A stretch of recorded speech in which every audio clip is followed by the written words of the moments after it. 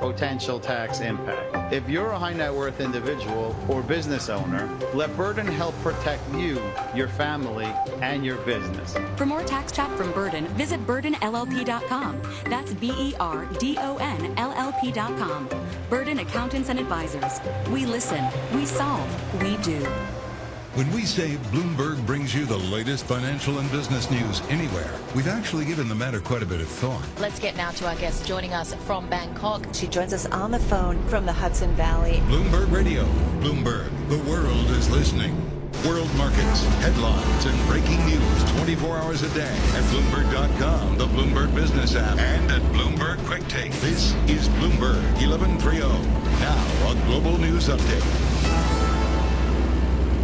New York Governor Kathy Hochul is issuing a major disaster declaration after surveying the damage remnants of Hurricane Ida caused last week. President Biden is set to tour some of the hardest hit areas of New York City and New Jersey on Tuesday. Millions are taking to the skies this Labor Day weekend. The TSA says 7.2 million passengers have been screened since Thursday at the nation's airports. The high water mark came on Friday when more than 2.1 million went through security. That number hasn't been seen since mid-August. Legendary Today Show weatherman Willard Scott has passed away. He was 87. Current Today Show weatherman Al Roker remembered the legend. What you saw was what you got. Who he was on camera was who he was off camera, and I know I'm the better for it, and so were a lot of other people. Scott joined NBC's Today Show in 1980 and may be best known for wishing happy birthday to people celebrating their 100th birthday. I'm Michael Kastner.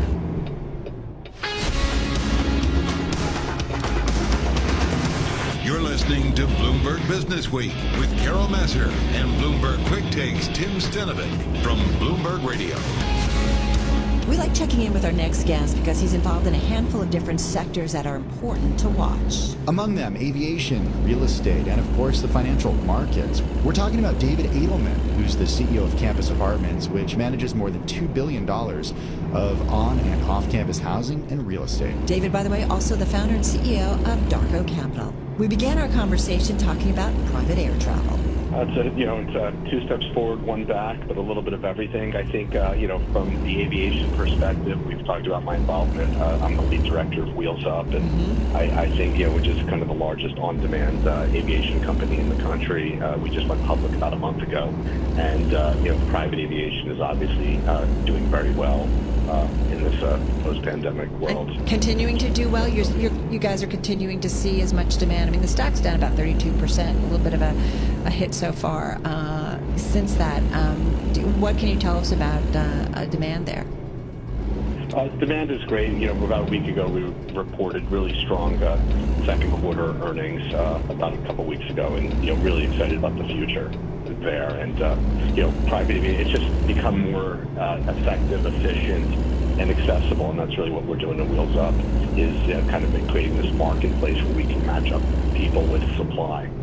All right, so because I know we talked a lot about aviation, and you saw a lot of people who maybe didn't do private aviation before really take advantage of it during COVID. That demand level is staying at what we saw during the pandemic, or is it going above that, or is it going a little bit below it?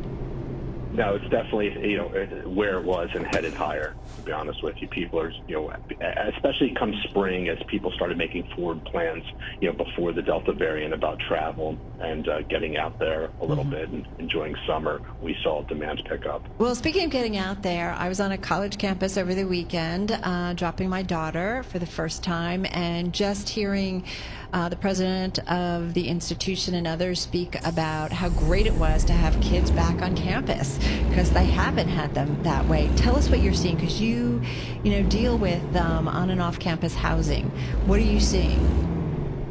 So last week I was also dropping my daughter off, so same thing, and it felt great to do it. I think, we mentioned, I think last time I was on, during the pandemic, a lot of students still chose to kind of quarantine in their college apartment or dorm room not wanting to live with mom and dad after maybe having experienced a brief time home. But it was online remote learning. I think now what you're seeing is the schools are opening back up. We could certainly talk about those that are mandating vaccines, but they're masking up and they're back in action. And so I think it's healthy for these students to get back there with their friends and enjoy the college experience, which is more than just the education in the classroom, but the education of the self and making friends and doing all of that. So we couldn't be happier to have people back on campus. Hey, David, you were talking about what you're seeing in terms of colleges. So kids are back. What's been the demand for on-campus, off-campus housing? So the demand has been strong. Kids really wanted to get back out there, live with their friends. And, when you think from a COVID perspective, the products we build are really kind of 4-bedroom, 4-bath units, so everyone has their own bedroom. It's not high density. It's very safe and effective from a COVID perspective. And we're seeing, from a occupancy perspective, we're in the high 97, 98% across our portfolio. Is that unusual or is that pretty normal? No, we're back to basically pre-COVID levels. Okay. And so I think the only dip you would find across the country is probably a little bit less international students who did not come back, and that's maybe a couple percentage points. So what does that tell you? I think, it's interesting. We did a story earlier. Let me just backtrack with our Steve Matthews about the metrics that we're using to really figure out what's going on in the economy and the impact that the Delta variant is having. So we're looking at hotel bookings, we're looking at airline miles being flown, we're looking at job opening postings, and a lot of those metrics are showing that things are slowing down again. How would you describe economic activity from the different lenses that you actually look at the economy through? Yeah, I see it differently. From the businesses we're involved in, obviously from real estate to aviation, we don't see the slowdown. We see the same trouble people are having in trying to get employees. That's certainly a challenge. But we definitely aren't seeing kind of the slowdown that you just mentioned. Oh, you're not? Okay, that's interesting. Are there any concerns that things could start to roll back substantially? We've certainly seen companies rolling back and not bringing maybe some of their workers back to the office, putting that off for a few months or maybe even into next year. Yeah, we're seeing kind of the people kind of like take the wait-and-see approach. Those companies that had announced kind of the post-Labor Day back into the office, you're seeing them kind of do kind of a little bit of a stutter step and saying, well, let's wait till October and see. And I think people are kind of just pushing it back, seeing how these boosters come into play. I know that's certainly how we're looking at things as well. You sound pretty calm. So tell me a little bit about the investment environment right now, because, you were one of the early investors in Wheels Up. We talked about that earlier. Where are you finding opportunities? There's a lot of money sloshing around in the economy thanks to low rates, thanks to wealth creation for a big part of the U.S. economy. Obviously, the Fed easy policies help create some of the liquidity, a lot of liquidity in the marketplace. Where are you committing new money, and what new investments have you been making? Interestingly, you mentioned during the commercial break about, the fires in California and a little bit about climate change and things like that. We've actually made a big push in climate tech companies. And, what we're really looking to do is invest in companies that are reducing greenhouse gas emissions, from software and hardware solutions. We've recently, in the last 90 days, invested in a handful of unannounced companies that are working on reducing methane emissions, a handful of decarbonization companies. And so we definitely see that as a trend in some place where we think you can, there was generally a shortage or a lack of capital because maybe people just weren't as into it. So we're looking to put capital there. What's changed in that? Because we've been talking about ESG, certainly, and climate change for a while. It does feel like in the last year and a half, and maybe it was seeing the world shut down and the skies clear up that made us realize, wait, we can maybe make a difference. We've talked about methane, the difficulties with that, but also how in a shorter period of time you can do some cleanup, serious cleanup of it. What do you think's changed in the investment mindset? I think that what's happened is that you had the concept of ESG, which I think first started with hey, that's the do good, feel good. And then you have the commercialization, which then allows people to access it from a financial perspective. So that way you can kind of put your money where your mouth is versus just saying, I want to make a difference. I'm going to recycle, or I'm going to, do business with companies that are more, responsible. And so I think, there's been a bunch of founders, and, even old founders who've been around. Chris Sacca just launched, who hasn't been in the fund business in a long time, just launched a fund called Lower Carbon to, really tackle this, where other people haven't really focused in a climate change fund. He's doing it. So before we go, one of the other investment areas that you've done is beverages. LeBron James' new tequila. I have talked with some celebrities, Nick Jonas among them, Sam Hewen, who's got a new whiskey of the Outlander fame. More and more getting into spirits. What is it that you find interesting in the beverage space, and what guides your investments there? What's interesting about the beverage space is really kind of, certainly during COVID, consumption certainly went up. And I think creativity is going up. So, one of our companies we're in is a ready-to-drink beverage called Vibe. And what I liked about that is we saw beer sales declining over the years, and people want maybe a healthier option. And so this is a vodka-based kind of ready-to-drink beverage in a can. We just bought a organic vodka called American Harvest. And as we think about kind of, that American spirit, it's made in Idaho, and, vodka is still the biggest spirit out there, but it's not as popular as people talk about tequilas, like the one we did with LeBron and Mav Carter and, the other spirits that are out there. And so I think that the variety, people know what they want. They like the ability to have choice. And I think spirits is kind of finding its moment where people want to be able to have multiple options to choose from. That's David Edelman, CEO of Campus Apartments and the founder and CEO of Darko Capital. And that wraps up the weekend edition of Bloomberg Business Week from Bloomberg Radio. Thanks so much for joining us. I'm Carol Masser. And I'm Tim Stenevec. Be sure to tune into our Bloomberg Business Week daily show Monday through Friday. It starts at 2 p.m. Wall Street time on Bloomberg Radio. You can also watch our daily broadcast on YouTube. Just search Bloomberg Global News. Also, check out our Bloomberg Business Week podcast. You can find that at Bloomberg.com, Apple, or wherever you get your podcasts. Bloomberg Business Week is available on newsstands now at Bloomberg.com and on the Bloomberg Terminal. And you can also see me on Bloomberg Quick Take, available at Bloomberg.com/QT and streaming platforms like Roku, Apple TV, Samsung TV, and more. Have a great holiday weekend. Stay safe. This is Bloomberg.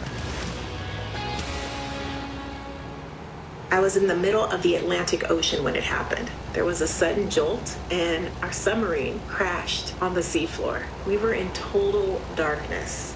That's Dr. Dejana Figueroa, a marine biologist and STEM teacher, talking about a deep sea dive she'll never forget. It's funny, when I was a kid, I was afraid of the ocean, and there I was, 2 miles below the surface. But as a scientist, you prepare for that. Using our training and a little creativity, we fixed the sub and finished our experiments. The dive was just too important. Every dive gives us glimpses at things few people ever get to see. Glowing creatures, fiery undersea volcanoes. When we got back to the surface, I kissed the ground and called my mom, of course. But you know what? I wouldn't trade that dive for anything. Dr. Figueroa uses her passion for STEM to discover new things and make the world a better place. She can STEM, so can you. Check out She Can STEM for more stories and inspiration. A message from the Ad Council. If knowledge is power, the Bloomberg Terminal is your power up, connecting you to the real-time financial news, data, and analytics that can take your workflow to the next level. Power up at Bloomberg.com/professional. Hey, Dad, your prescription will be ready in just a minute. Hey, Dad, your laundry will be ready in just a minute.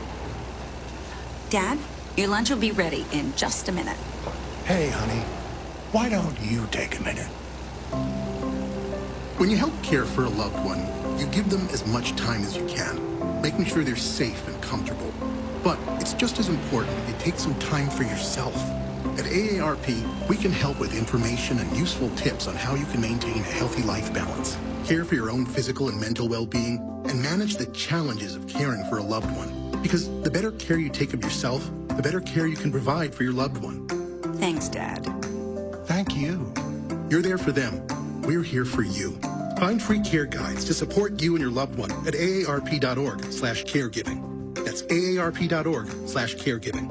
A public service announcement brought to you by AARP and the Ad Council. Carol Messer. This stock has been on a tear since early May. Tim Stenovec. So take us into the economic impact of this. Along with reporters and editors who help make your business week profitable. Let's dig into it with Bloomberg Businessweek editor Joe Weber. It's the cover story of the upcoming issue. Bloomberg Business Week. Weekday afternoons at 2 Eastern. These are retailers that have been on everybody's radar. Those Apple numbers continuing to come in. On Bloomberg Radio, the Bloomberg Business app, and BloombergRadio.com. For the Jewish Communal Fund, Barbara Novick, investment professional and philanthropist. I think JCF has one of the best funds out there. It's very reasonable in its pricing. It's very flexible in its investments. And I give them an A+ for client service. A fund may be opened with a $5,000 contribution of cash or appreciated securities and can be used as an alternative to a private foundation. At any time, you may suggest which charities you would like to support and in what amounts. Choose from the menu of high-rated investment options, and your charitable fund can earn tax-free income. It's a very client-centric organization. They have a very user-friendly website, and I find they make my life easier. Let the Jewish Communal Fund be your personal connection to charitable giving. Open a JCF fund now to lock in this year's tax deduction. Call 212-752-8277, 212-752-8277, or visit jcfny.org. Broadcasting 24 hours a day at Bloomberg.com and the Bloomberg Business app. This is Bloomberg Radio. Now, a global news update.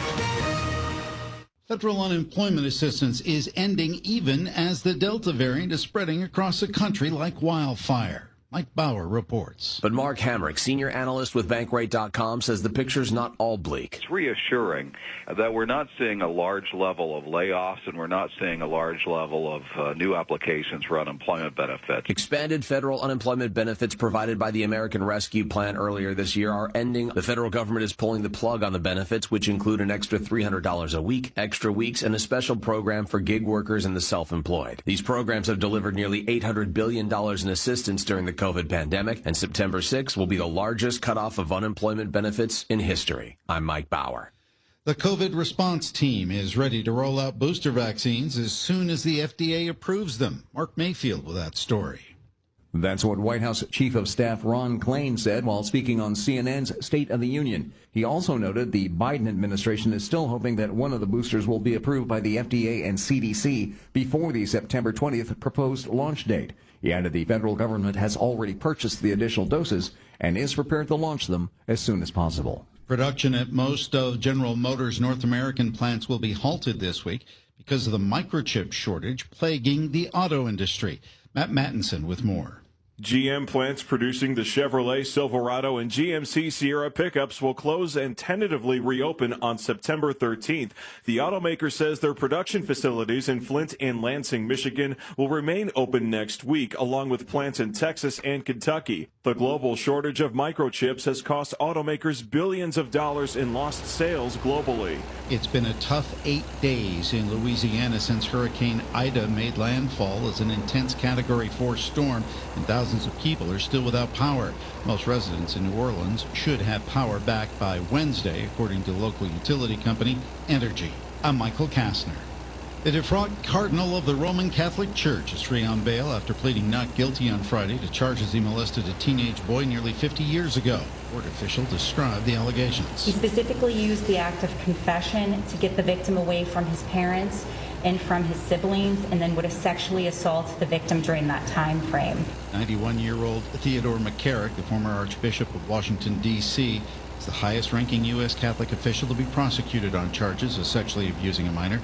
He was serving in Boston in 1974 when he allegedly molested a 16-year-old boy. Another hearing in the case is set for October 28th.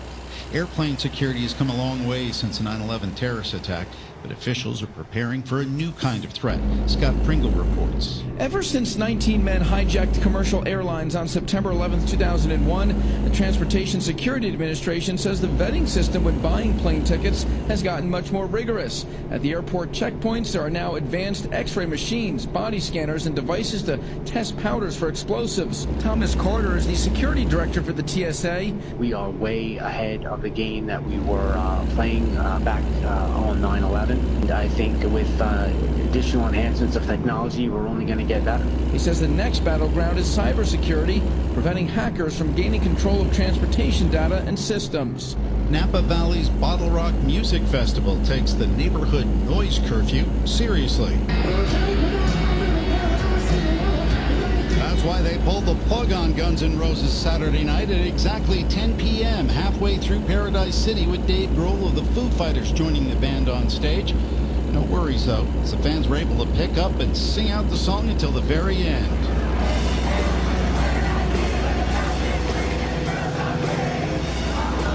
One fan tweeted that the moment gave them actual goosebumps. I'm Michael Kastner.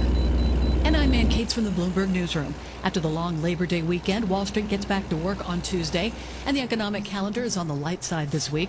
Due out are reports on job openings in the U.S., the Federal Reserve's Beige Book, plus updates on first-time jobless claims and producer prices. In overseas trading, the FTSE in London is up 0.75%. The CAC in Paris is up 0.96%. The DAX in Germany is up 1.07%.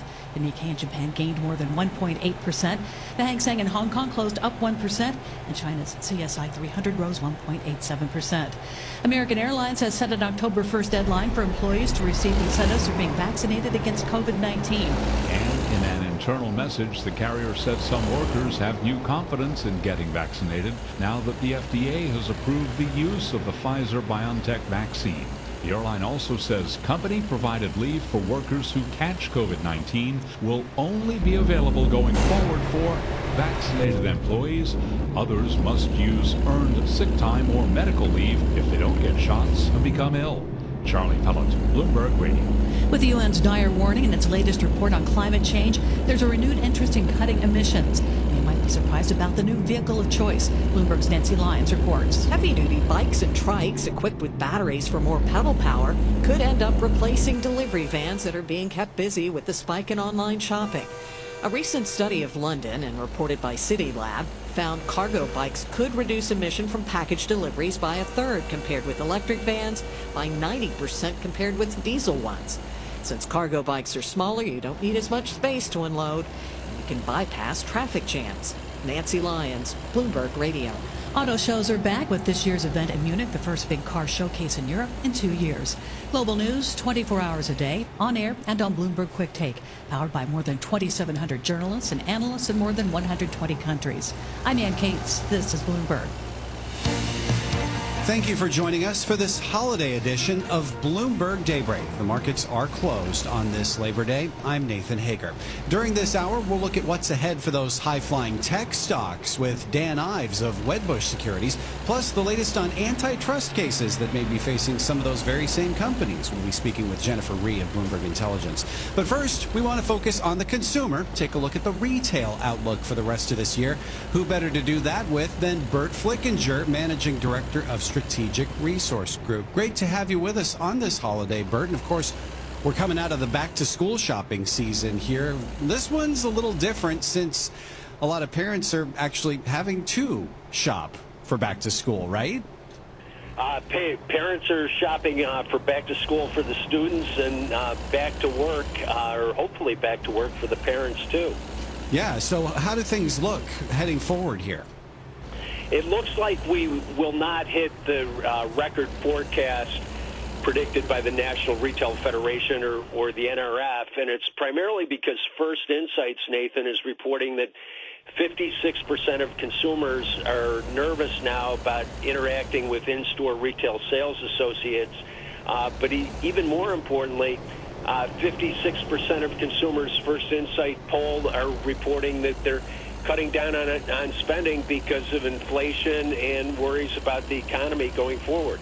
Now let's talk a little bit about both those points here, with some trepidation about returning to a physical retail store. Does that mean that when it comes to retail, e-commerce is the way to go?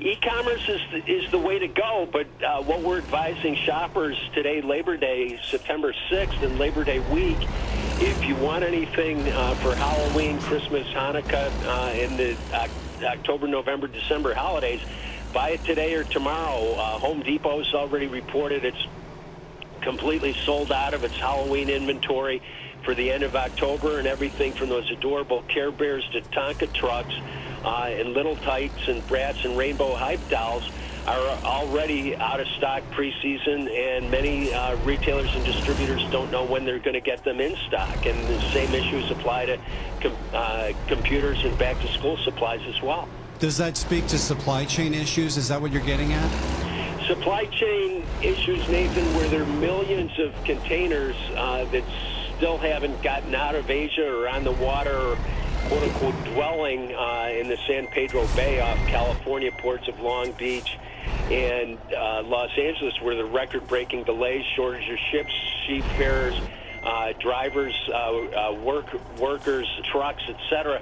And it's going to take at least a year for the supply chain issues. And part of the unwittingly but well-intentioned evolution could be laid at the feet of my alma mater, Procter & Gamble, which cut working capital, cut inventory, cut backup inventory, cut plants. Decades ago, everybody followed the Procter & Gamble model, which was put in by some of the biggest consulting firms, and now the whole world is out of stock and will be probably for the next 10 to 14 months. Well, it's a long time frame here. That speaks to the risk of inflation going forward. Are we looking at some pretty prolonged price hikes on some of these consumer items going forward here, at least for the next few months? Nathan, we are looking at prolonged price hikes, especially where there isn't the size and the scale to go with the skill. So, for example, in restaurants and fast food, food away from home is ticking up about 6% to less than 1% for food at home. And what people are seeing in inflation is the first time in 10 years, all 11 measurable consumer expenditure, monthly consumer expenditure areas on the Bloomberg terminal are all up, and with unemployment benefits, federal supplemental unemployment benefits rolling off today and tomorrow, consumers are feeling somewhat cash and credit constrained and are worried about the inflation due to product shortages and other issues is just demand as we've evolved through COVID is increasing at still strong rates. Now, you mentioned the stimulus winding down and the expiration of federal enhanced jobless benefits, but on the other side of the coin, we do still have enhanced child tax credits coming for millions of families. Could that have an impact on retailers' bottom line? The child tax credits will definitely help, and for retailers like Target that focus on affordable items for child care, whether it's baby food, formula, diapers, clothes, etc., in addition to very high-quality private label, Target will win, and those child credits will definitely help. The issue, too, though, is part of the economy suffering because of COVID and other cost concerns. There's been a postponement of engagements, weddings, hence birth rates too. So while the child credits are very welcome, there are fewer children to get the child credits than there might have been had we had birth rates of a decade ago. Thanks for this, Bert. Thanks for joining us on this Labor Day. Thank you, Nathan. Our thanks to Bert Flickinger, Managing Director at Strategic Resource Group. And still to come on this Labor Day edition of Bloomberg Daybreak, the outlook for tech stocks for the rest of the year with Wedbush analyst Dan Ives. It's 13 minutes past the hour. I'm Nathan Hager, and this is Bloomberg.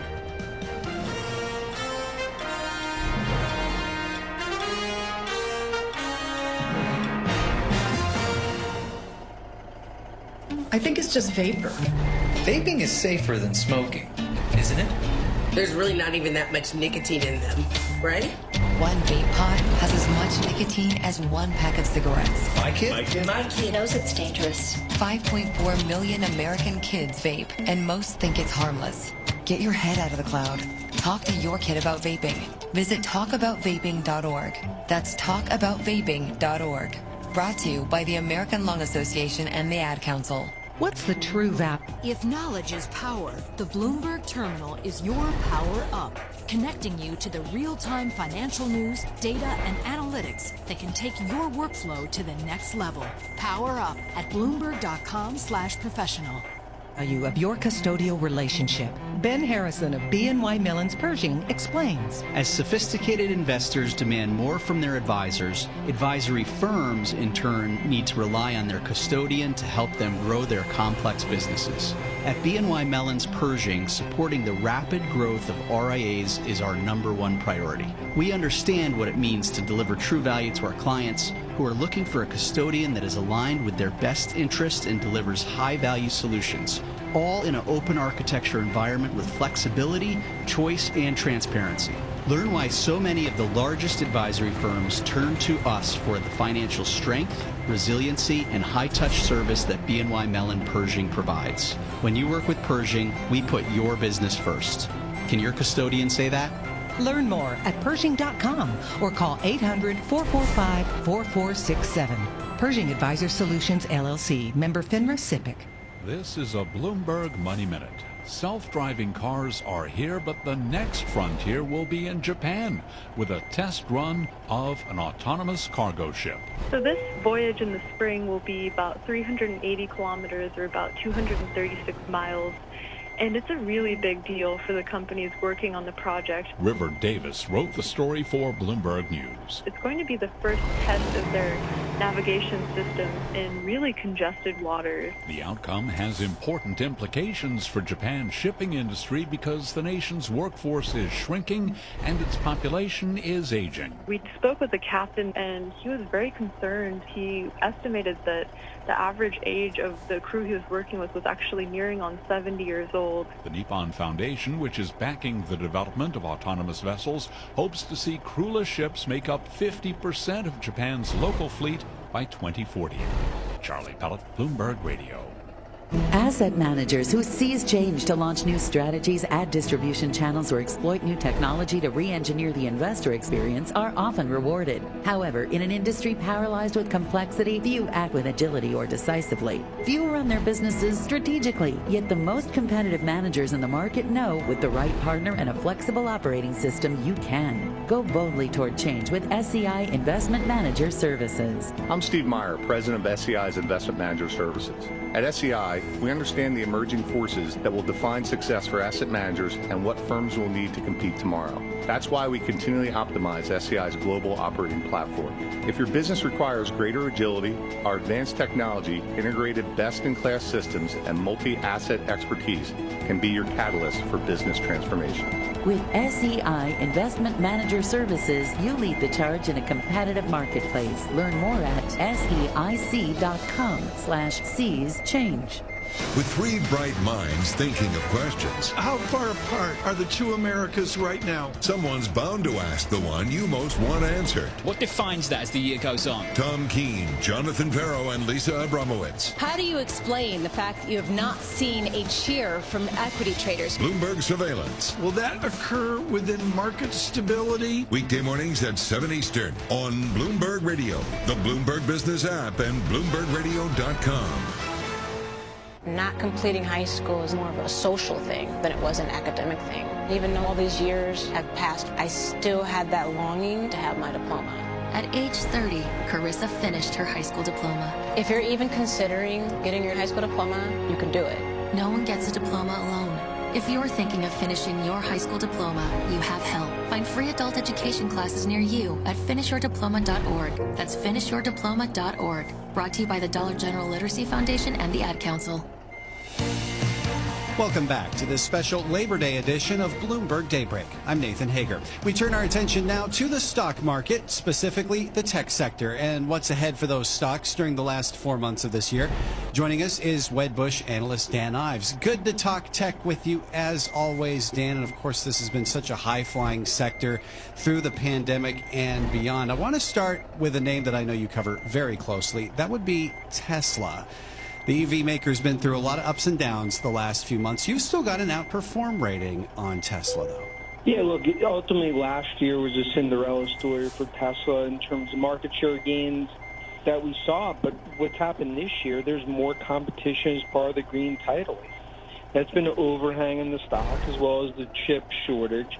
But we believe it's short-lived. When I look out over the next 12 to 18 months, especially given demand that's really starting to build in China and globally, we have a $1,000 price target on Tesla, and I think this is just sort of a digestion period rather than the start of something broader negative.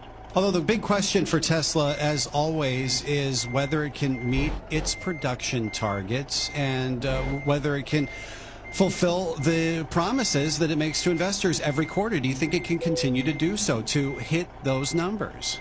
It's a great point because, look, chip shortage is called a 30 to 40,000 unit headwind for Tesla, and that's really helping cap them at what could be about 900,000 units for the year. I still think street numbers are conservative. I think they hit and as well as exceed them. But I think the important thing, forest through the trees, is what's happening on the overall EV demand story with that Tesla's leading the charge. And I think what we're going to start to see over the next, call it, 6-12 months is a major adoption ramp, even in the U.S., which is lagged behind the likes of China and Europe. And that bodes well for Tesla. I think it's a continued re-rating of the stock, especially now as they are profitable on a unit basis. As you mentioned, though, the company is facing a lot more competition, not the least of which is coming from General Motors. We've heard a lot from the CEO, Mary Barra. She sounds like she's all in on the EV conversion. Can Tesla continue to maintain that first mover advantage? Yeah, they clearly have first mover advantage and call it market share 80-85%. But no doubt, I mean, with I'll call it 130 vendors right now going after electric vehicles globally.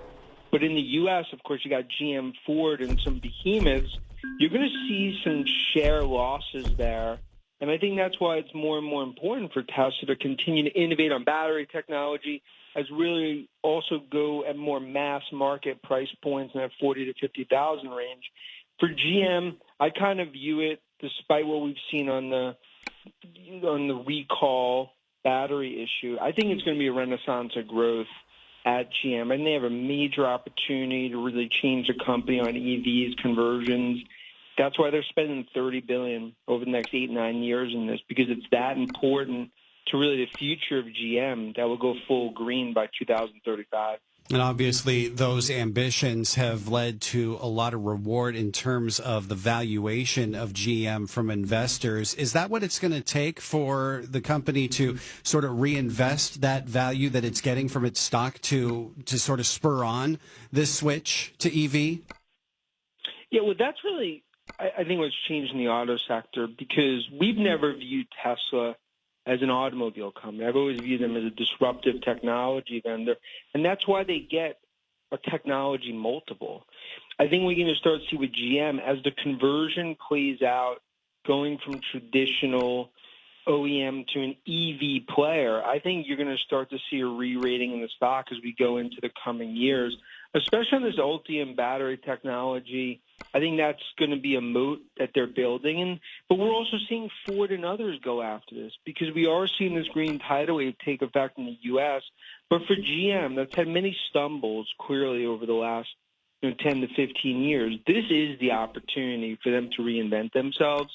But ultimately, they have to execute. And any hiccups, as we've even seen with the Bolt recall, is something that is not going to look favorably on the street.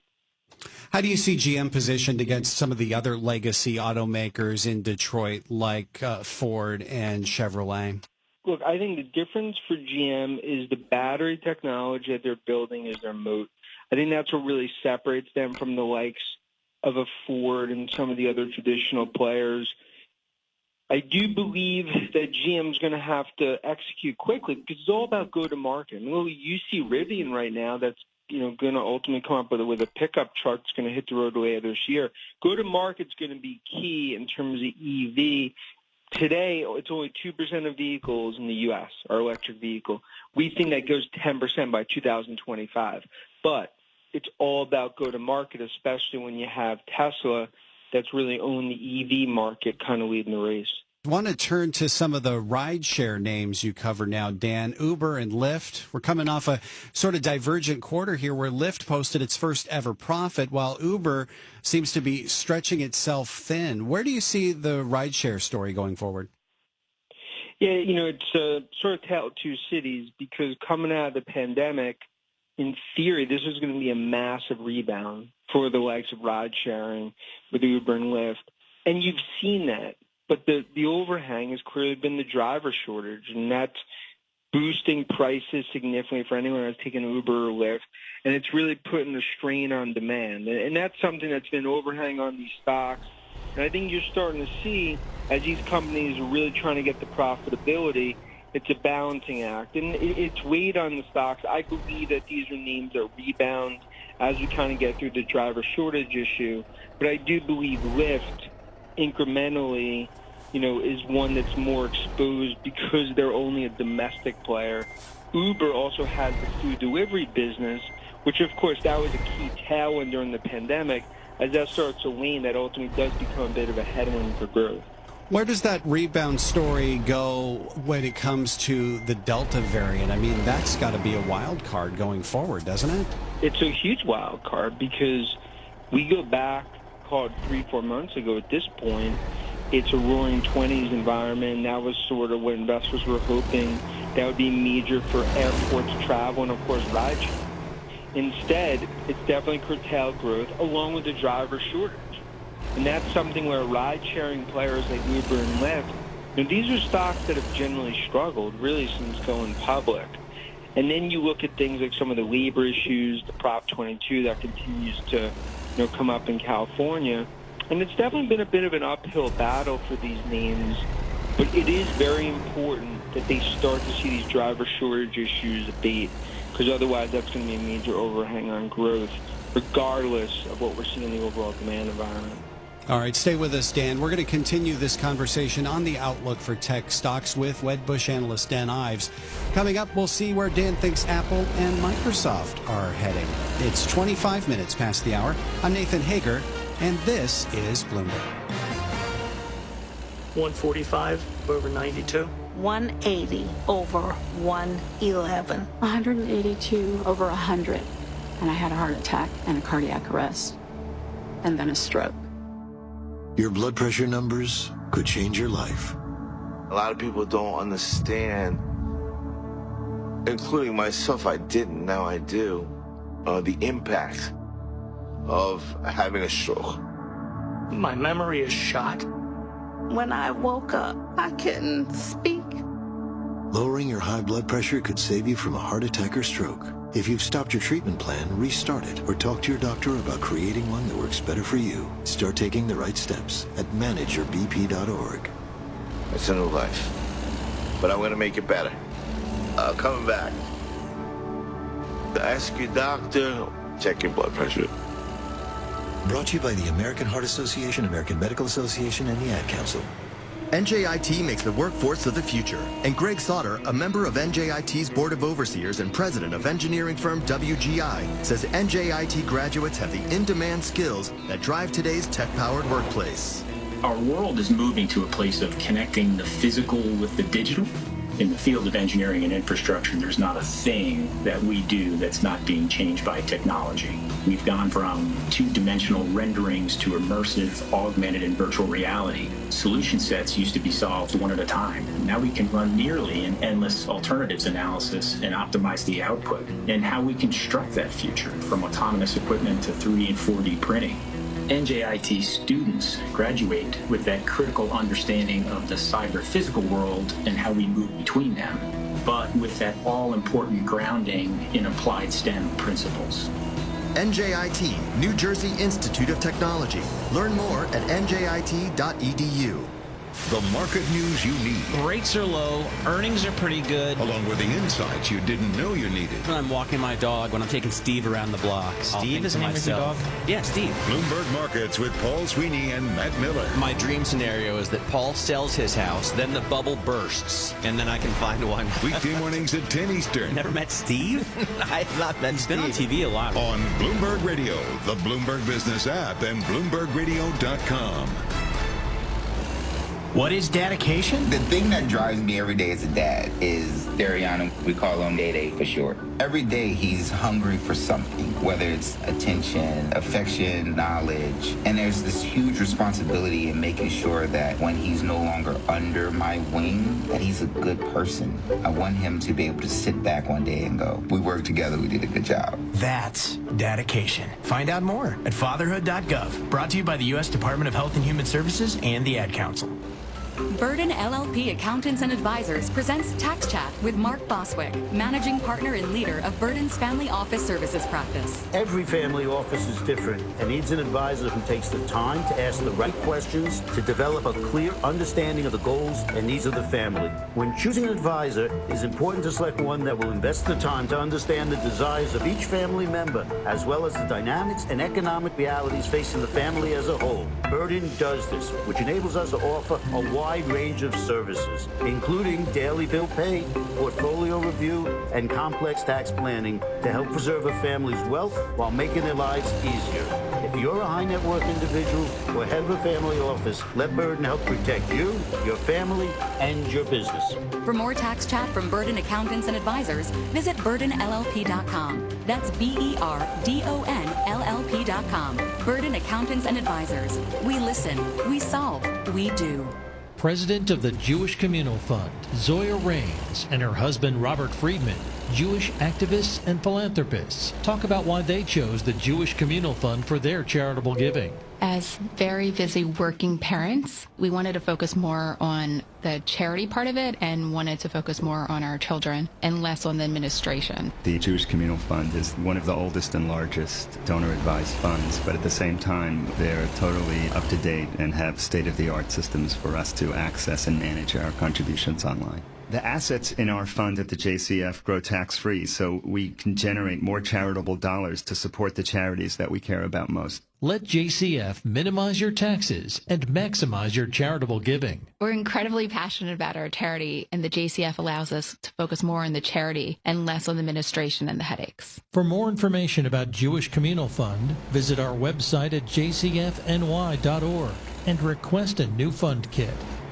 When politics and business intersect, the Biden administration wants and needs a budget resolution in Congress. It's important to have an expert guiding the conversation. What's the Republican approach to climate at this point, the alternative? That's David Weston. Overnight, we learned of yet another computer hack originating from Russia. Bloomberg Balance of Power. Weekdays at noon. As a practical matter, people have got to be thinking about 2022. On Bloomberg Radio, the Bloomberg Business app, and BloombergRadio.com. White House Chief of Staff Ron Klain says a COVID response team is ready to roll out booster vaccines whenever the FDA approves them. No one's going to get boosters until the FDA says they're approved, until the CDC Advisory Committee makes a recommendation. Speaking on CNN's State of the Union, Klain said the Biden administration is still hoping that one of the boosters will be approved by the FDA and CDC before the September 20th proposed launch date. New York and New Jersey are seeking aid in the aftermath of Hurricane Ida. New Jersey Governor Phil Murphy said he's calling on President Biden for more relief funding after the remnants of Ida hit the state. Meanwhile, New York Governor Kathy Hochul is signing a major disaster declaration after surveying the damage caused by the storm last week.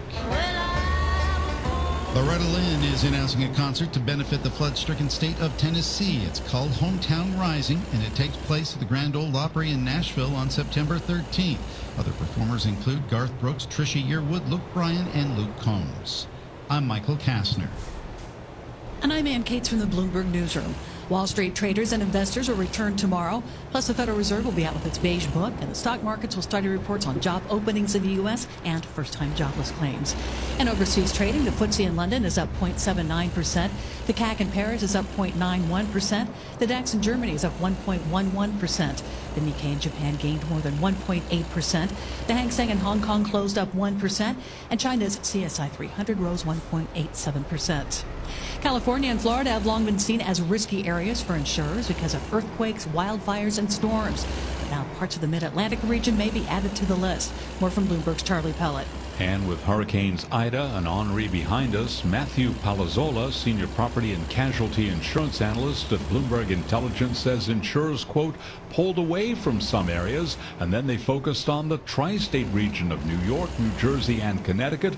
But now with these two massive rain events, one after the other, maybe they do kind of reevaluate. Remnants of Hurricane Ida hammered New York and neighboring states last week, bringing as much as 8 inches of rain. Charlie Pellet, Bloomberg Radio. Aluminum is hot these days. The story from Bloomberg's Denise Pellegrini. Massive global stimulus has been stoking aluminum demand, and at the same time we've been seeing production problems in the world's biggest producer. China has been struggling to keep up output during the seasonal power crunch, and also Beijing has been trying to cut carbon emissions.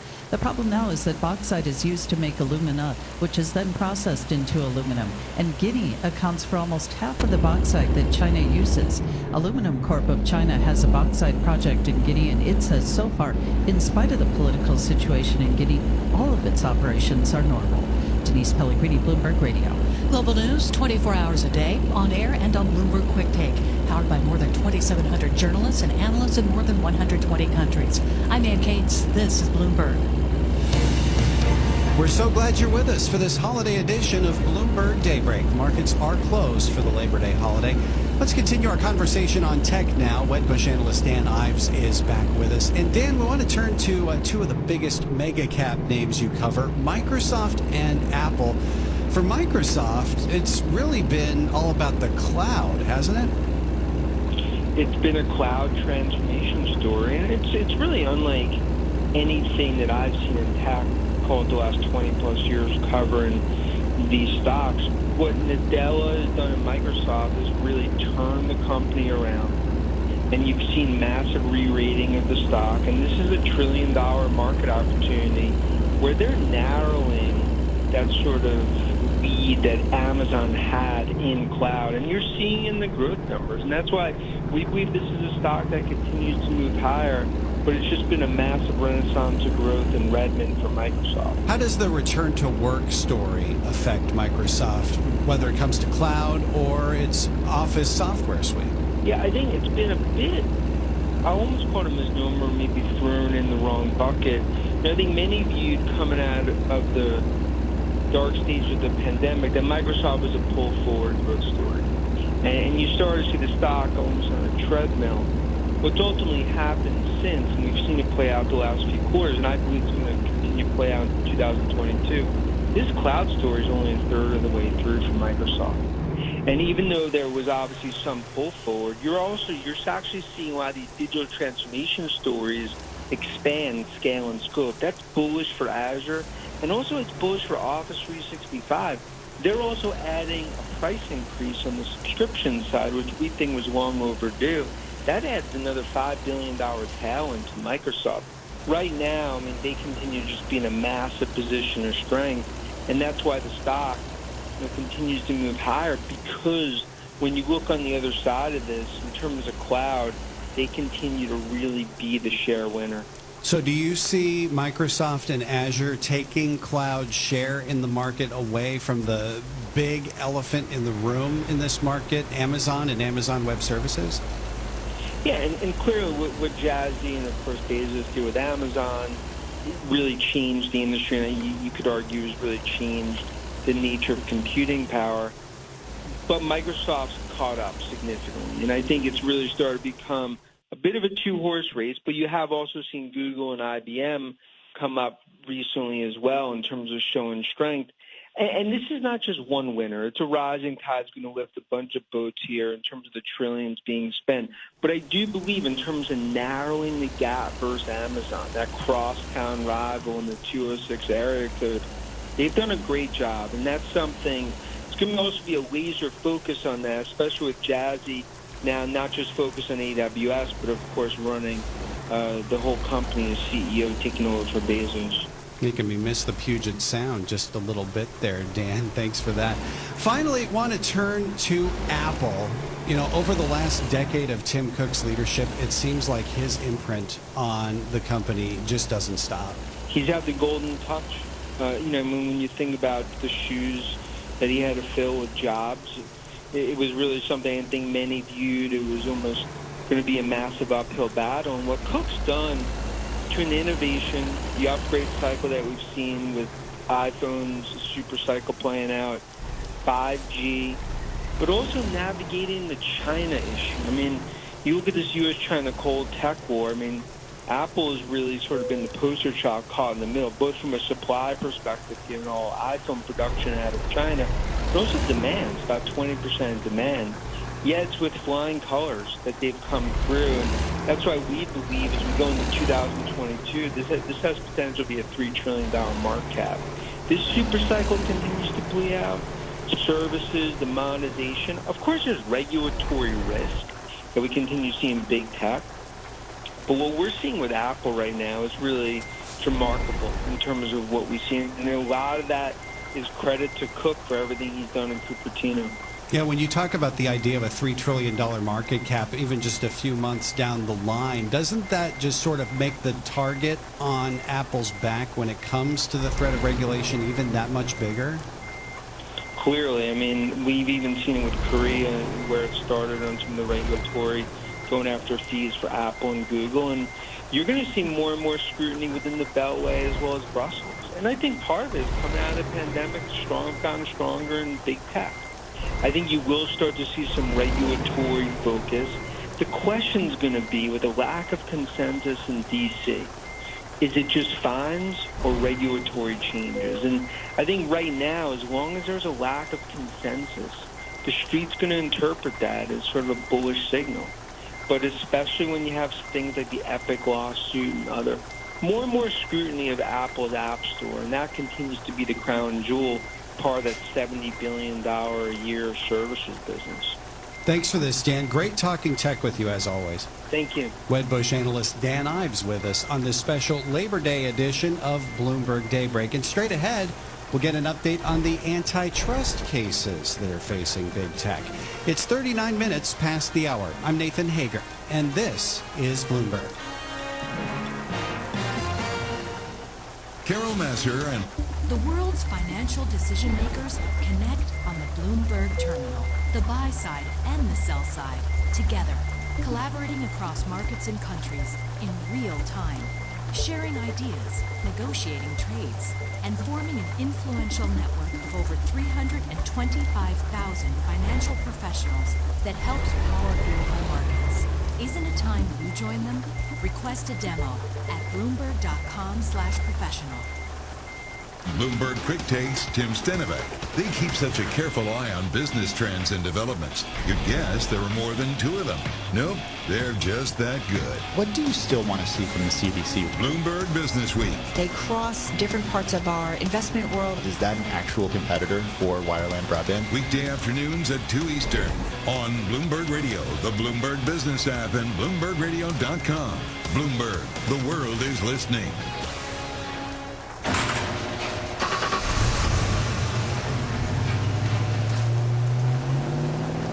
I spend a lot of time in the garage, but even more time in the rain, sleet, and mud.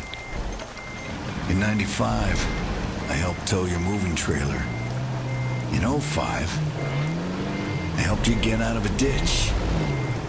Yeah, I know I'm a bit rusty, and sadly in '09, it was sparks from me, your handy chains, dragging behind your truck that accidentally started a wildfire. Sparks from dragging chains can start a wildfire. Spark a change, not a wildfire. Visit SmokeyBear.com. Brought to you by the U.S. Forest Service, your state forester, and the Ad Council. Only you can prevent wildfires. This is a Bloomberg Money Minute. Hard seltzers were all the rage during the pandemic. Those fruit-flavored, carbonated adult beverages that soared in popularity during lockdowns when bars shut down and people drank more at home. But that was then. What was most notable about the trends that we saw from mid-July to mid-August was that really for the first time in the data set that we saw a year-over-year decline in hard seltzers. That's Vivian Azer, managing director at Cowen, who follows the beverage industry. Part of the reason? Bars reopened, giving drinkers more options. Also, Lots more competition for industry leaders White Claw, the Truly Hardline from Boston Beer, and Bud Light Seltzer. Now there's up-and-comers like Vizzy from Coors. Even Coke and Pepsi are getting into the act. But hard seltzer still accounted for $4.5 billion in sales last year. We're not saying that the hard seltzer category is going to zero. Far from it. It's far too big. But I think there's a normalization in terms of consumer behavior. Tom Busby, Bloomberg Radio. How are financial services firms managing in this new reality? Claire Santaniello, Managing Director at BNY Mellon's Pershing, explains. If the current times have taught us anything, it's the critical role that technology plays in client relationships. Global conditions have created a business imperative for firms to digitally transform the way they meet client needs and the way they work. Pershing's industry-leading technology enables you to adapt to the evolving ways your clients want to do business, now and in the future, and can help you build an even stronger digital client experience in a simpler, smarter, and safer environment. We have worked with clients of every size to transform their business. Pershing gives you the foundation to stand on, plus our unique perspective, to help you run your business even during the most uncertain of times. We help you consider everything. To learn more about how Pershing can help you transform your business, visit Pershing.com. Pershing LLC, member FINRA, NYSE, SIPC. When was the last time you felt fully informed on world and economic affairs? Is GDP catching up with the zeitgeist, or are we going to have to catch up with a boom economy? That might have been it. Is that a move that's accompanied by better bank stock performance? Tom Keene, Jonathan Ferro, and Lisa Abramowitz. It strikes me the degree of policy uncertainty for economists to factor in. Bloomberg Surveillance, weekday mornings at 7 Eastern on Bloomberg Radio, the Bloomberg Business app, and BloombergRadio.com. Asset managers who seize change to launch new strategies, add distribution channels, or exploit new technology to re-engineer the investor experience are often rewarded. However, in an industry paralyzed with complexity, few act with agility or decisively. Few run their business strategically. Yet, the most competitive managers in the market know, with the right partner and a flexible operating platform, you can. Go boldly toward change with SEI Investment Manager Services. Determination and operational strength are both essential factors for growth in asset management. I'm Steve Meyer, President, Head of SEI's Investment Manager Services Division. We know that disruptive forces create opportunities around the world. If you see potential in change, our industry specialists will maximize SEI's integrated platform of data and risk management, global investment operations, compliance support, and investor services to position your asset management business for success. Come grow with us. With SEI Investment Manager Services, you lead the charge in a competitive marketplace. Learn more at SEIC.com/seize change. If trying to figure out the future of your business is keeping you up at night, Are you seeing it come back at all? at least you have company. You're hoping to get political pressure? Do you expect the euro to strengthen? Why even have this hearing? Bloomberg Radio. Bloomberg. The world is listening. World markets, headlines, and breaking news 24 hours a day at Bloomberg.com, the Bloomberg Business app, and at Bloomberg Quick Take. This is Bloomberg 1130. Now, a global news update.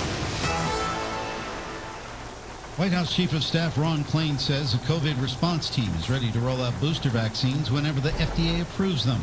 No one's going to get boosters until the FDA says they're approved, until the CDC Advisory Committee makes a recommendation. Speaking on CNN's State of the Union, Klain said the Biden administration is still hoping that one of the boosters will be approved by the FDA and CDC before the September 20th proposed launch date. New York and New Jersey are seeking aid in the aftermath of Hurricane Ida. New Jersey Governor Phil Murphy said he's calling on President Biden for more relief funding after the remnants of Ida hit the state. Meanwhile, New York Governor Kathy Hochul is signing a major disaster declaration after surveying the damage caused by the storm last week. Loretta Lynn is announcing a concert to benefit the flood-stricken state of Tennessee. It's called Hometown Rising, and it takes place at the Grand Ole Opry in Nashville on September 13th. Other performers include Garth Brooks, Trisha Yearwood, Luke Bryan, and Luke Combs. I'm Michael Kastner. Welcome back to this special Labor Day edition of Bloomberg Daybreak. I'm Nathan Hager. We wanted to get an update now on the slew of antitrust suits against big tech under the Biden administration. Who better to talk about that with than Bloomberg Intelligence senior litigation analyst Jennifer Rhee. Jen, it has been a slew. Where should we start?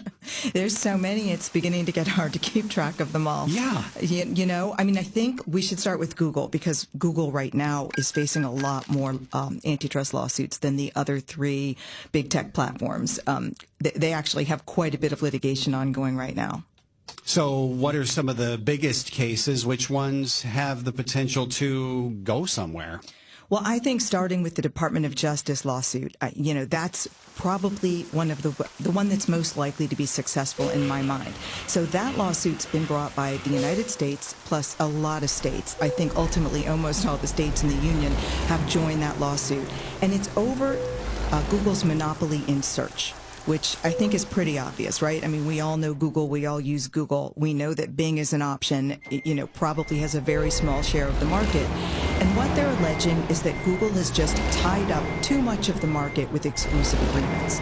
That essentially, because it has these exclusive agreements with, you know, the phone entities like Verizon, with the device makers like Apple and Samsung, or the browser developers like Mozilla, because they have all of these, they just don't leave any room for Bing to be the default search engine on any device. Now, I should be really clear. This is about the default search, because you can go in any device, you know, whether it's a computer or a mobile device, and you can change your default search on your own.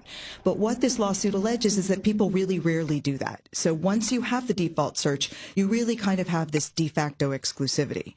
And the reason I say I think this suit could be pretty successful is because this is more traditional than most of the other antitrust suits that have been brought against the big tech platforms. It's been many years that exclusive dealing that ties up more than about 40 to 50% of the outlets is illegal. Not always, but it often is. And so I think here the suit has a pretty good shot. And also it's a lot like the precursor big tech suit, the Microsoft suit from many years ago, in which Microsoft lost and was forced to get rid of a lot of its own exclusivity with Internet Explorer and device makers. It's really similar to that suit as well. Well, this is really interesting because I know a lot of people, myself included, have Google as the default setting on just about all their devices. If a case like this does go forward, what could this mean for Google's business model? You know, Nathan, just what you said, I think right there saves Google, because the remedy here, even though the government has said, hey, any remedy in equity, which could mean structural, it could mean behavioral, the remedy here would be overkill if it were to break up Google. The remedy is more likely just removing the exclusivity provisions. And at the end of the day, most people love Google, most people know Google, and it's very likely it would still probably maintain its monopoly in search, at least for some time, until other competitors started, you know, butting up. All right. Now, this is the case that you say has possibly the biggest chance of moving forward. You mentioned there are others Google's facing. What stands out to you? Well, you have basically what I call the Play Store suits, and you have the ad tech suits. So on the Play Store side, this is just about the distribution of apps on Android mobile devices and the restriction on alternative payment systems outside of Google's within the apps. And really what developers and what consumers, and in this case you also have a large group of states that have sued under the same theory, what they want is to open up, pry open that system, that Android system, and open it to alternative app distribution and alternative payment options. I think these are difficult suits for the plaintiffs, because under antitrust laws, the U.S. precedent coming out of the Supreme Court, so it's strong precedent, is that a company, even a monopolist, really doesn't have to do business with its rivals or even make things easier, facilitate its rivals, except under very limited circumstances. And those limited circumstances are hard to meet. So these cases are at a very early stage. Utah sued after the consumers and the developers sued, and that's all those three suits have been combined in the Northern District of California. And when that happens, the litigation kind of restarts because they file a new consolidated complaint. So we're at the beginning stages. We'll have to see what happens with that one. We don't have any dates coming up, like a trial date or motion to dismiss dates, which will be the next step. But I do think that that could be a struggle. But we'll see what happens with that one. The ad tech, to me, is the biggest problem for plaintiffs. The ad tech suits were brought by Texas and a group of states, as well as advertisers and publishers. Just like in the Play Store suits, these suits have all been consolidated before one judge, and this is in the Southern District of New York. Obviously, Texas sued in Texas, and I think the advertisers and the publishers mostly sued in the Northern District of California, but it all was moved to New York. This is also going to kind of restart since it just got moved. And in this case, what they're saying is that Google is monopolizing all the software and tools, this big range of software and tools used by digital advertisers and publishers to place and display advertisements online. And I think it's complicated because it's complicated to describe what these markets are that Google's monopolizing and who competes in them. And when that happens, it can be difficult to prove your case, because one of the first things a plaintiff has to do is prove that the way they've defined the market is the right way and show who the other competitors are. And when it starts to get really tricky, especially when it's tricky in the technological sense, which this is, it can be tough to convince a judge. So I also see that as a difficult case, but also in the very beginning stages. So it's going to be a few years before anything really happens there. All right, we're speaking with Jennifer Rhee, Senior Litigation Analyst for Bloomberg Intelligence. Jen, you mentioned the potential case against Google's App Store. I know Apple's App Store has been under some regulatory scrutiny as well. What's the latest there? Some interesting things happening, actually, in the Apple cases. Now, Apple, just like Google, was sued by, well, it wasn't sued by states, actually. Apple has only at this point, with respect to its App Store and app distribution, been sued by consumers and app developers, and also a separate suit by Epic Games. So the Epic Games suit, Epic would have been part of the class of developers, but chose to opt out, which they're allowed to do, had its own suit. It's already been tried. That verdict could come out any day. So we're kind of waiting in the antitrust world with bated breath for that. But in the class actions, the interesting thing is that Apple just settled with most of the developers in the class action. And what Apple agreed to do is they're going to pay out, make one payout of $100 million that'll get distributed amongst these app developers. They will also allow these app developers to have more access to the contact information to users and buyers of their apps, and allow those developers to advertise to those users that there are other alternatives for buying the app or making in-app purchases outside the App Store. Apple had rules against doing that. It was called anti-steering previously, and basically what they're doing is they're opening that up. They're not opening up quite as much as Epic would like or the developers would like, because they'd prefer to have a link right within the app where some, a user could click on it and go right to that developer's website or elsewhere outside the App Store. But they are letting them advertise. So that's an interesting development. It covers about 99% of the class. I think just over 500 app developers. The really big ones like Matches and the Spotifys of the world are left. So Apple has been able to reduce its risk that way, and I suspect it will also likely reach a settlement in the upcoming months with the consumer class, which I think would probably be happy with just a hefty payout. So what it's left with is the Epic Games suit, and we're waiting to see what happens there. And it could still be sued by the Department of Justice, because as far as we know, the Department of Justice has an ongoing investigation of the company. All right, so we'll be keeping an eye on that. I also wanted to ask you about some of the regulatory scrutiny that Facebook has been under. We know that the purchases of Instagram and WhatsApp have caught regulators' eye. What's the latest on that? Yeah, this is such an interesting suit in the antitrust world, because it's just, highly irregular for the government to seek to unwind mergers that were closed many, many years ago.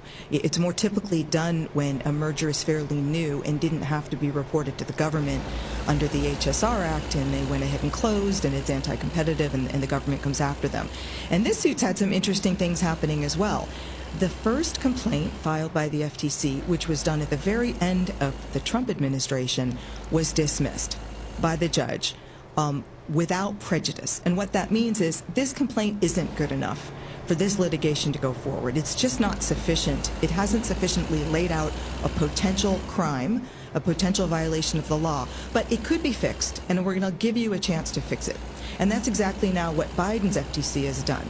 They came in and they fixed it, and the problem was that the first complaint hadn't adequately alleged how Facebook had a monopoly in personal social media. So what they did is they said, hey, Facebook has 60% or more of this market. But they left it at that. They just made the allegation, and they didn't really back it up with facts. And what the judge said is, you got to explain to me where you got this 60%. What is it a measure of? So the new complaint came out August 29th. I think it was a very good complaint. It really bolstered, it put a lot behind those allegations about monopoly power. saying that various metrics showed that Facebook, probably since 2011, but definitely since 2012, has had at least over 65 to 75% of the personal social network services market. And I think they did a good job of bolstering the complaint. Now, that's just a first step, though, Nathan. I think this means the litigation will go forward. Obviously, Facebook's going to try to dismiss the complaint again. I suspect they won't be successful. And what they'll do is they'll dive into discovery, which is when both sides start to collect evidence. And so I do think this litigation will go forward. It's going to move on for a few years. But I still think the FTC has a really tough case ahead of them in proving harm here and in getting what they're seeking. And that's Bloomberg Intelligence Senior Litigation Analyst Jennifer Reed. And our thanks as well to Wedbush analyst Dan Ives and Bert Flickinger of Strategic Resource Group. And we'd like to thank you for joining us as well. Hope you have a great holiday. Join us again tomorrow at 5 a.m. Eastern for Bloomberg Daybreak. It's 57 minutes past the hour. I'm Nathan Hager, and this is Bloomberg. Tech talent is If knowledge is power, the Bloomberg Terminal is your power up, connecting you to real-time financial data, market-moving news, powerful analytics, and an influential network of financial decision makers around the world. Share ideas, negotiate trades, and gain the insight you need to make more informed decisions. See how the Terminal can take your workflow to the next level at Bloomberg.com/professional. high demand at Avanade, a joint venture between Microsoft and Accenture. That's why Avanade executive Brett Newton says the company is funding student scholarships at NJIT and earmarking them specifically for women in STEM fields. What I really like about Avanade's scholarship program with NJIT is it's more than just a financial investment in the students. It's a relationship that we bring them into. We picked NJIT because it's a very different technical university. It's deeply rooted in solving business problems with technology, which is very much like Avanade. They're non-traditional in that they are much more focused and active in marrying technology to solving world problems and society problems. That's not normal of a lot of the engineering schools that we've had relationships with in the past. NJIT is very innovative and very entrepreneurial. NJIT, New Jersey Institute of Technology. Learn more at njit.edu. When Paul Sweeney and Matt Miller bring you the day's market news, how do you think investors should view Bitcoin? You can count on some frivolity. We've never taken them to Disney, so just failure on so many difference. Bloomberg Markets, extensive, essential, and endlessly entertaining. I'm not a pet person. I'm a financial analyst. By the way, someone writes in and says, I didn't realize Paul hated American values. Weekday mornings at 10 Eastern on Bloomberg Radio, the Bloomberg Business app, and BloombergRadio.com. Wake up and text. Text and eat. Text and catch the bus. Text and miss your stop. Wait. Text and be late to work. Sorry, I'm late. Text and work. Text and pretend to work. Text and act surprised when someone calls you out for not working. Who, me? Text and meet up with a friend you haven't seen in forever. Hi. Oh, hey. Text and complain that they're on their phone the whole time. Text and listen to them complain that you're on your phone the whole time. Text and whatever. But when you get behind the wheel, give your phone to a passenger. Put it in the glove box. Just don't text and drive. Visit StopTextsStopWrecks.org. A public service announcement brought to you by the National Highway Traffic Safety Administration and the Ad Council. Broadcasting 24 hours a day at Bloomberg.com and the Bloomberg Business app. This is Bloomberg Radio. Now, a global news update. Federal money will be coming to New Jersey to help residents with storm damage from the remnants of Hurricane Ida. President Biden has approved a disaster declaration for the Garden State. Governor Phil Murphy says this means folks affected by the storm in 6 different counties will have access to federal funding to help them in the recovery effort. A huge number of homes and cars suffered major damage from flooding. Biden is expected in Manville tomorrow to see damage firsthand. Millions are taking to the skies this Labor Day weekend. The TSA says 7.2 million passengers have been screened since Thursday at the nation's airports. The high watermark came on Friday when the more than 2.1 million went through security. That number hadn't been seen since mid-August. Airplane security has come a long way since the 9/11 terrorist attacks, but officials are preparing for a new kind of threat. Scott Pringle reports. Ever since 19 men hijacked commercial airlines on September 11, 2001, the Transportation Security Administration says the vetting system when buying plane tickets has gotten much more rigorous. At the airport checkpoints, there are now advanced X-ray machines, body scanners, and devices to test powders for explosives. Thomas Carter is the security director for the TSA. We are way ahead of the game that we were playing back on 9/11. I think with additional enhancements of technology, we're only going to get better. He says the next battleground is cybersecurity, preventing hackers from gaining control of transportation data and systems. At least 6 people have died and 8 others injured after a building collapsed in Uganda. Local authorities are investigating the cause of the incident, and Hilary Asiga has more from Kampala. Rescue teams have so far retrieved 6 bodies from the rubble. 8 people who sustained injuries are receiving treatment at the country's National Referral Hospital. The building, which is under construction, caved in after a heavy downpour on Sunday evening. Building collapses are common in Uganda. Local authorities blame unscrupulous developers who often bypass regulations. I'm Lisa Taylor. Most of New Zealand is coming out of a lockdown after the discovery of one coronavirus infection. The country's prime minister announced the lockdown will be lifted for places outside of Auckland late Tuesday night. That's where the outbreak is located, and the city is New Zealand's most populated. Jacinda Ardern expressed optimism in the fight against the latest surge, but warned we cannot drop the ball. Georgia's intensive care units are almost full. Shelby Lynn Erdman reports. Just over 95% of ICU beds in the state are at capacity, according to state health officials. And the intensive care units at several major medical facilities are running well above capacity. Officials say the ICU surge is driven by a big spike in new COVID-19 cases. The state does not release COVID-19 numbers over the weekend. As of Friday, Georgia reported more than 9,100 new COVID cases, the third highest number since the pandemic began, and more than a third of hospitalized patients in the state are infected with the virus. I'm Shelby Lynn Erdman. Emmy Award-winning actor Stanley Tucci is opening up about his health. Speaking with Vera magazine, Tucci revealed he battled cancer 3 years ago. He had yet to make his diagnosis public until now. The 60-year-old said he had a tumor at the base of his tongue that was too big to operate on, so he underwent high-dose radiation and chemotherapy. The Hunger Games actor said he had to have a feeding tube for 6 months and could barely make it to his children's high school graduation. Now, he said his cancer is in remission and unlikely to come back. The longest high school football winning streak in America is now over. The Caledonia Warriors in far southeast Minnesota hadn't lost a football game since 2014, with 71 consecutive wins until this weekend. Lake City beat Caledonia 30-13 Friday night. The Caledonia starting quarterback last year, Eli King, has dropped football this year after committing to play basketball for Iowa State next year. He's the third of 3 King brothers to be starting quarterbacks for the Warriors since the start of the winning streak. I'm Lisa Taylor. And I'm Karen Chase from the Bloomberg Newsroom. Global stocks rose for a 7th day, and U.S. equity index futures rallied as investors bet slower hiring in the U.S. might delay the Fed's tapering of stimulus efforts. A leading gauge of world stocks headed for its longest winning streak in 3 months, even as U.S. markets were closed for Labor Day. Other markets were open, and the FTSE in London gained 52. The CAC in Paris was up 54. The DAX in Germany closed up 151. The Nikkei in Japan was up 532. The Hang Seng in Hong Kong closed up 262, and China's CSI 300 gained 91. The U.S. is granting a second refinery in Louisiana access to the country's emergency crude stockpiles.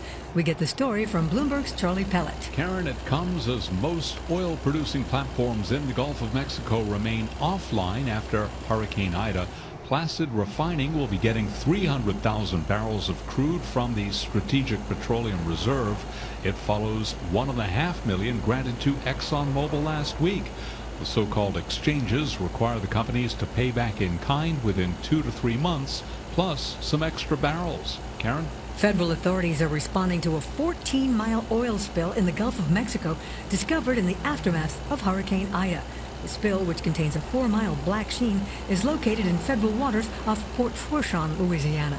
And tomorrow, President Biden plans to visit parts of New York City and New Jersey that suffered damage when remnants of Hurricane Ida slammed the region with unprecedented flash flooding that killed more than 40 people. Biden will travel to Manville, New Jersey, and the borough of Queens in New York to personally survey storm damage and federal recovery assistance efforts there. Global news 24 hours a day, on air and on Bloomberg Quick Take. Powered by more than 27,000 journalists and analysts in more than 120 countries. I'm Karen Chase, and this is Bloomberg. This is Masters in Business with Barry Ritholtz on Bloomberg Radio. My extra special guest today is Dr. Robert Cialdini. He is the Regents Professor Emeritus of Psychology and Marketing at Arizona State University. He is the author of books that have sold more than 7 million copies, including Influence, The Psychology of Persuasion, and Persuasion, a revolutionary way to influence and persuade. His new and expanded version of Influence is just out. Robert Cialdini, welcome back to Masters in Business. Thank you, Barry. Good to be with you again. Same. I've been looking forward to this for a while, and I have to start with, my 1980-something version of Influence is this skinny little dog-eared paperback. The new book is, I don't know, it's probably double in size. It's bigger, it's expanded, it's more in depth. How much of this book is new and different compared to either the original or any of the prior revisions? We added 220 new pages. Wow, that's a lot. So it's almost like a new book. We didn't just append 220 pages. We integrated the new material into the existing material because the existing material still, fortunately, stands, and we wanted to emphasize new directions, new information, new examples, and specifically new ways to harness those principles. One of the things we got as feedback on previous editions is, Professor Cialdini, we understand those principles of influence. We see their utility as business, but can you give us the exact words that we can use to ignite them, to activate them in a particular situation? So there's a lot more of specific things to say, specific scripts to use, specific sequences of information to provide that allow you to be the benefit of those powerful sources of change. But quite interesting. I have to go back to the original book and ask you a question that, just grabbed me when I first read this. And in the beginning of your research for Influence, which really dates back to you as a grad student, you spent a few years working undercover at places like used car dealerships or telemarketing firms. Tell us a little bit about the genesis of Influence. I started working as an academic research psychologist, social psychologist, studying my passion, which is persuasion and social influence, in a laboratory, using college students as my subjects for the most part, and learning some important things, I think, by being able to structure an environment in which we were able to test exactly the question that we were interested in a rigorous way. But I quickly began to see that I was limiting myself in recognizing how we could generalize the results that we got from college students in a laboratory to the influence wars that are being fought all around us every day, in which people are trying to move us in a particular direction and we're trying to move others in a particular direction. What's the evidence of what works in naturally occurring interactions between people that cause one person to say yes to another? And it seemed to me that there were professions whose business it is to get others to say yes to them. Right? They must know what works, otherwise they would go out of business. So I began to take training undercover in as many of the influence professions as I could get access to by signing up to be a trainee. So I would learn what they had learned that got people to say yes in a variety of these professions. So tell us some of the commonalities. What phrases and thoughts and influence programs, for lack of a better word, because I think sales training is the wrong description. What was the common thread in all of these different entities? I was shocked at how small the footprint was. I only counted 6 universal principles of influence that were recommended in each of these influence professions. The first is reciprocity. People say yes to those they owe. So one thing you can do is give first. Give something of value to people, and they will stand ready to give back to you when you ask for something, not necessarily directly in return, but down the road. If you give them information that's a value for them, you give them something, a favor or a service for free, and then it's their turn, they're much more likely to say yes to you in return. Here's a lovely little study done in a candy shop. If the manager gives a little piece of chocolate to people as they come in as a sample, they're 42% more likely to buy candy. Wow. Now, the key is, you might say, well, maybe they just like the chocolate, so they bought some more. If you look into the data, the great majority didn't buy any more chocolate. They bought something else. Quite fascinating. We're going to talk more about this. Coming up, we continue our conversation with Robert Cialdini, discussing exactly why reciprocity is such a powerful force. You're listening to Masters in Business with Barry Ritholtz on Bloomberg Radio.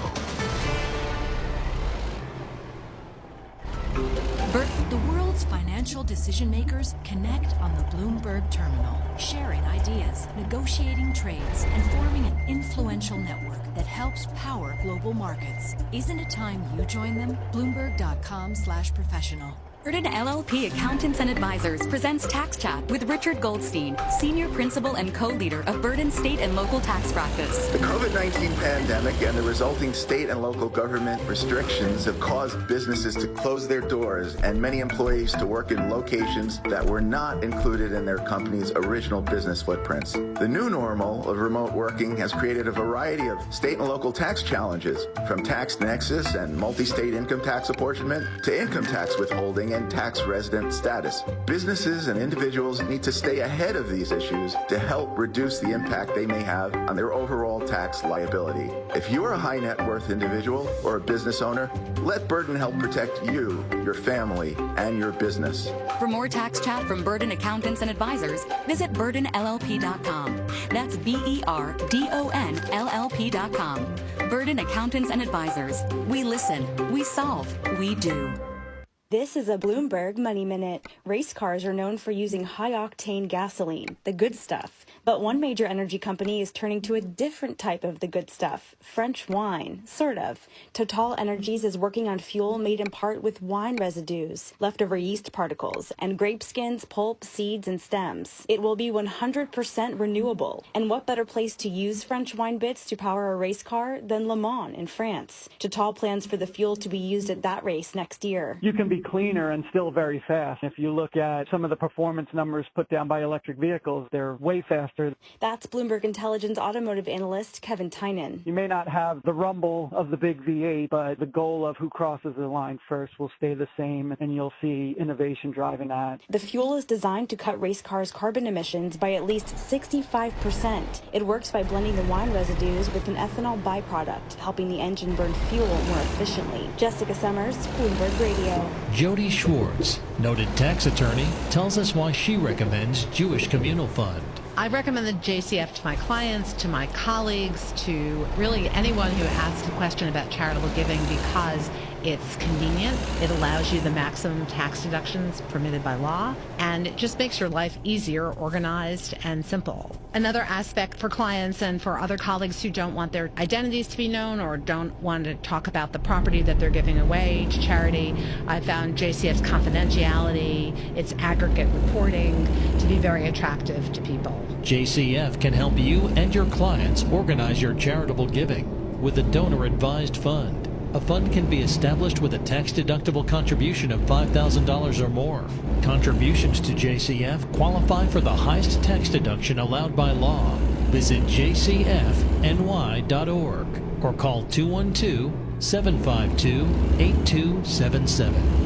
The names that drive politics, policy, and business. Speak to Bloomberg's David Weston. From politicians, Senator Sherrod Brown, chairman of the Banking, Housing, and Urban Affairs Committee. to CEOs. Dr. Albert Bourla, he's chairman and CEO of Pfizer. Brian Moynihan, chairman and CEO of Bank of America. The world's top decision makers join David Weston.